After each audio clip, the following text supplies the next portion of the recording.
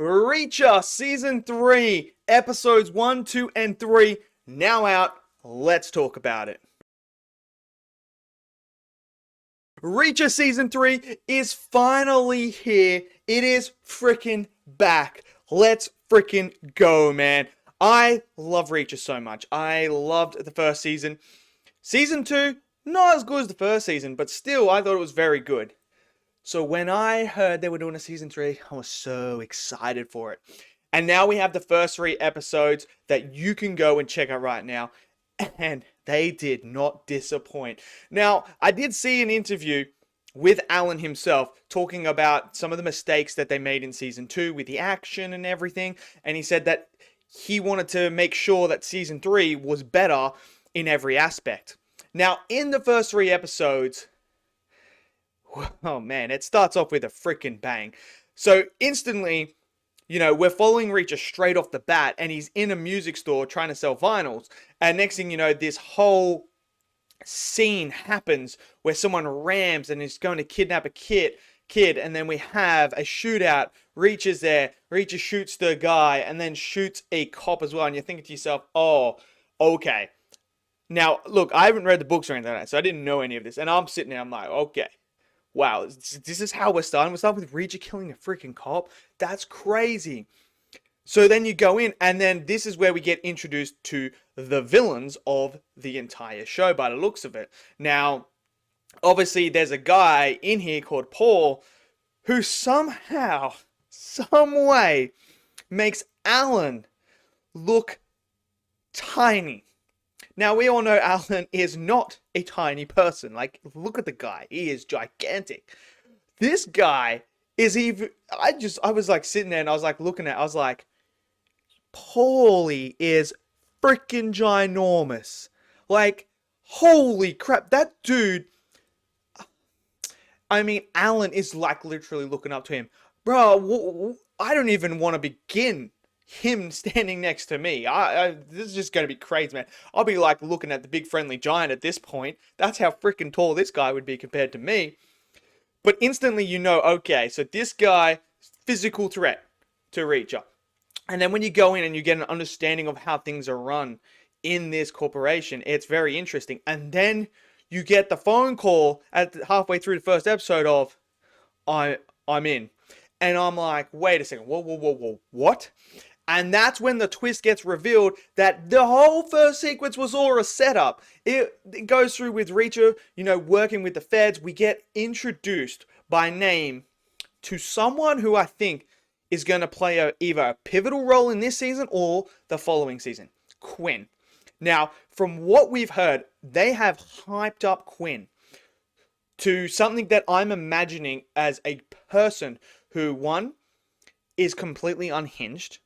2 is a serious threat. Because if Reacher is talking about it to Neely, who does make a cameo appearance in here, which I'm grateful for because she's such a great character. When he tells her not to come because of Quinn, and when she figures out, oh, Quinn, you're talking about Quinn?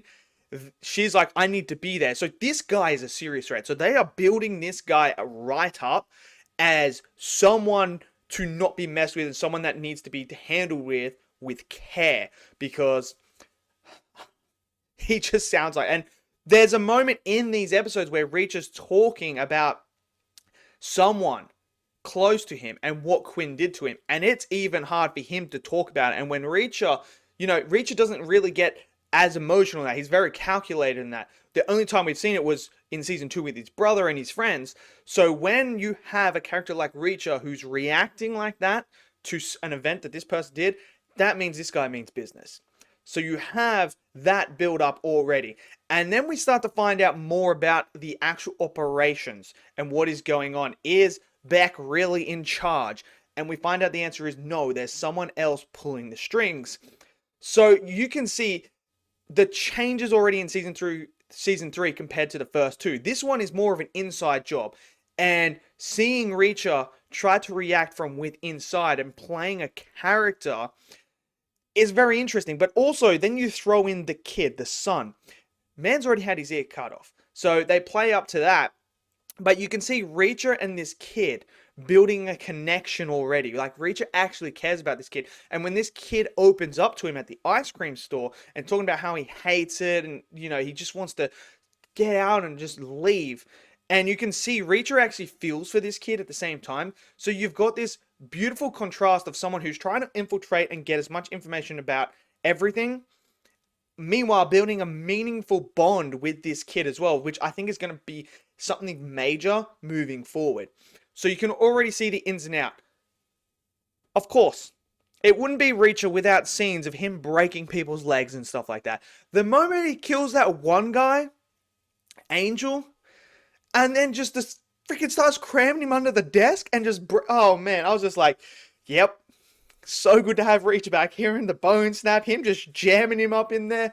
It's great. I'm loving the aspect of, having this character like Reacher infiltrating this way. Because we haven't seen this yet. We've seen it from the outside. We've seen him work with the police in the first one from the outside. Never really infiltrated it as like an inside man. And then season 2, he was hunting for this whole thing. Didn't really do that. This time, he's actually in there as an undercover agent, basically. So we're seeing him in a different environment, which is something I really appreciate.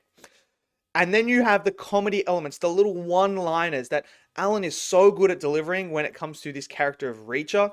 Those little lines that just sting when he says it. It's just brilliant. And, there's so many moments like that. You obviously have the one with Paul in the gym when he's like holding him like that and he punches himself. Hilarious.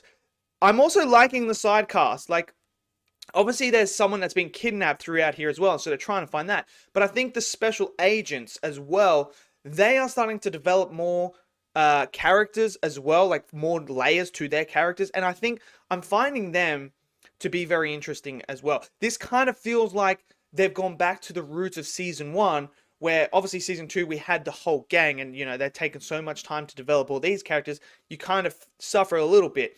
Where in the first one, it was just, the first detective and then the second one and the second police lady. And that was really the main focal point. And here, it seems like we're going down that path as well with the special agents. So I'm liking that aspect as well. The story is fascinating right now. What are they transporting? I want to know. Like, so far, we've only seen them transport rugs. But there's something about it. Something just doesn't add up here. So there's all that. The third episode is crazy when they go to that house. Reacher goes to that house. And, oh man, it's so good to have Reacher back. I'm loving the mystery aspect of this season. This does feel like season 1. We've got Quinn. We don't know what he looks like, who he is, or anything like that. What's his tie-in? We don't know. What are they transporting? We still don't know after 3 episodes, which is refreshing as well, because now I'm trying to figure out what is going on. And I'm loving that about this season. I thought this was a very, very strong start for season 3. Bring on episode 4. The only problem I have is I got to wait a whole week for episode 4. But so far, season 3, boom, what a start. It's so great to have Reacher back. Let me know what you guys think of Reacher so far. Have you guys enjoyed the first 3 episodes? Smash your comments in the comment section below. Smash that like button, click subscribe, and I'll see you guys next video. Until then, stay safe and peace out.